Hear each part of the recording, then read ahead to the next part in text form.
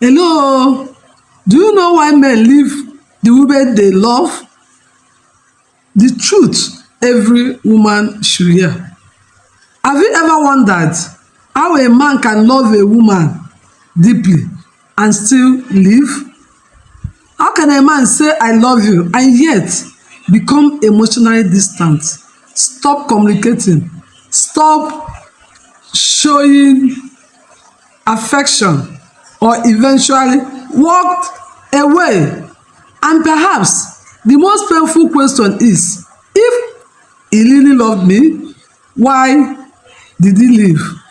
Today, we are going to have honest conversation about this, because sometimes men don't leave because they stop loving their wife. Sometimes they leave because something inside the relationship has been breaking for a long time and nobody paid attention. But let me make something very clear from the beginning. This video is not about blaming women.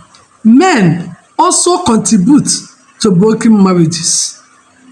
Men can neglect their wife, cheat, become emotionally unavailable, refuse responsibility, or walk away without making a genuine effort to repair the relationship.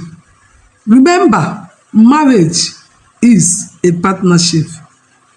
But today, we are looking specifically at some of the reasons a man may eventually walk away from a woman he once loved deeply. Stay with me, because some of these signs may be happening quietly in your marriage. Number one, constant criticism can kill emotional connection.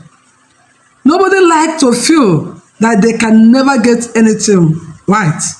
When every conversation becomes criticism, when every mistake becomes a reminder of past failure, when a husband constantly hear you are useless, you never do anything right, you are not like other men, you can never satisfy me, over time he may stop opening up.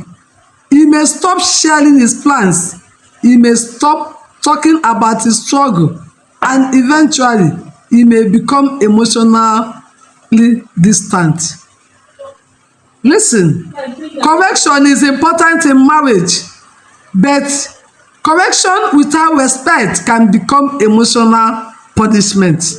Don't destroy the person while trying to correct the problem. Number two, disrespect can create emotional distance. Respect matters deeply in marriage. A man may tolerate many difficult situations, but repeated humiliation can slowly destroy his emotional connection to his wife. Publicly, some men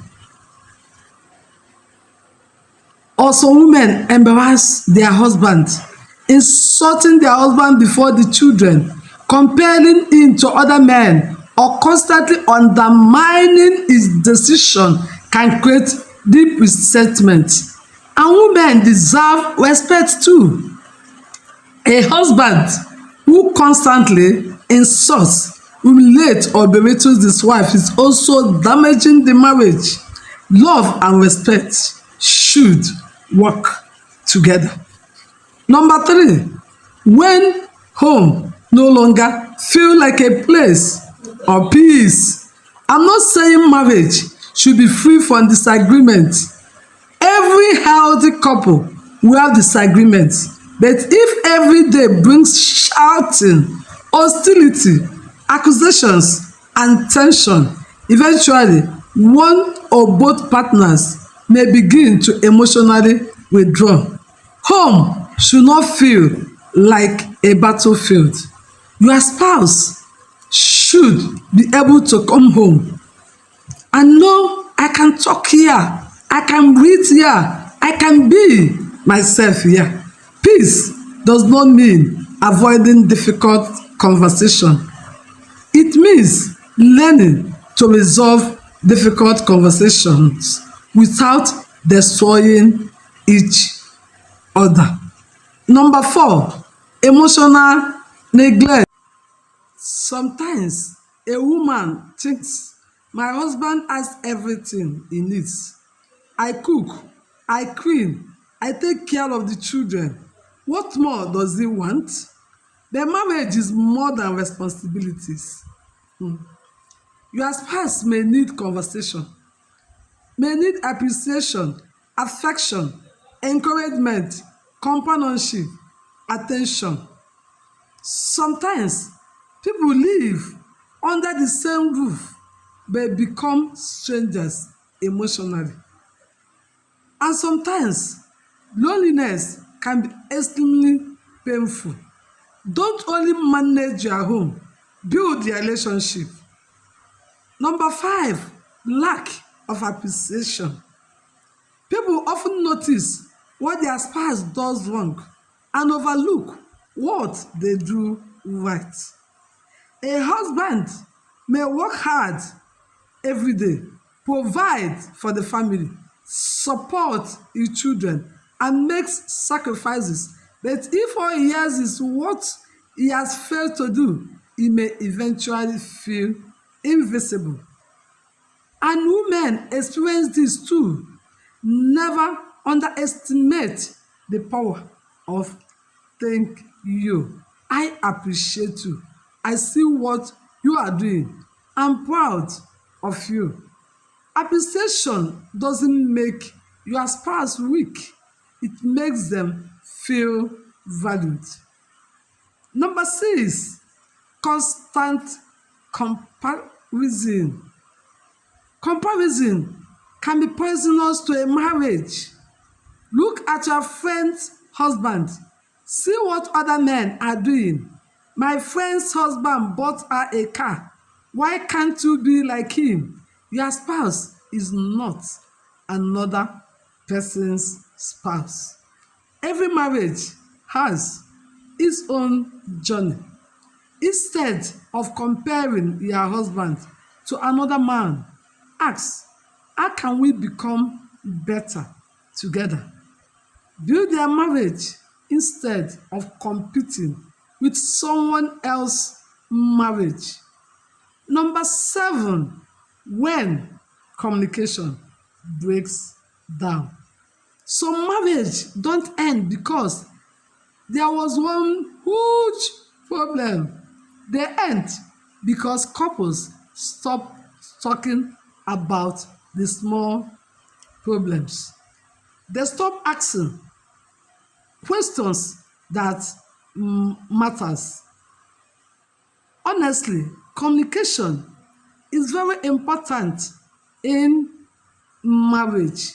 Silence should never replace communication, because in some marriage silence has replaced communication. Even distance has replaced intimacy, and resentment has replaced friendship. Never, like I said, underestimate the power of simple conversation. Number 8, when intimacy becomes a battleground. Physical intimacy is an important part of many marriages, but intimacy should never be used as a weapon or punishment or bargaining tool. If there are sexual problems in your marriage, talk about them. If there is a rejection, resentment, health difficulties, emotional pain, or a difference in desire, seek understanding instead of revenge. And husbands need to understand this too. A wife is not a machine. Emotional safety, affection, respect, and communication can deeply affect intimacy. Don't use sex to punish your spouse. Don't use silence to punish your spouse. Talk, understand, seek help when necessary. Number 9, infidelity and broken trust. Let's be honest, sometimes a man leaves because of another woman. Sometimes a woman leave because of another man. Infidelity can destroy trust, but cheating is not automatically caused by something the betrayal spouse did. A person is responsible for their own decision to be unfaithful. If there are problems in marriage, the healthy response is communication, counseling, boundaries and honest conversation, no betrayal. If trust has been broken, healing is possible, but it requires accountability and trust. But there is one question I want to ask. If a man is unhappy in his marriage, should he simply leave? Not necessary. Before walking away, ask, have we actually talked? Have we tried to solve the problems? Have we sought professional or pastoral counseling where appropriate? Have we taken responsibility for our own mistake? Have we given each other an opportunity to change? Sometimes what look like the end of the marriage can actually be the beginning.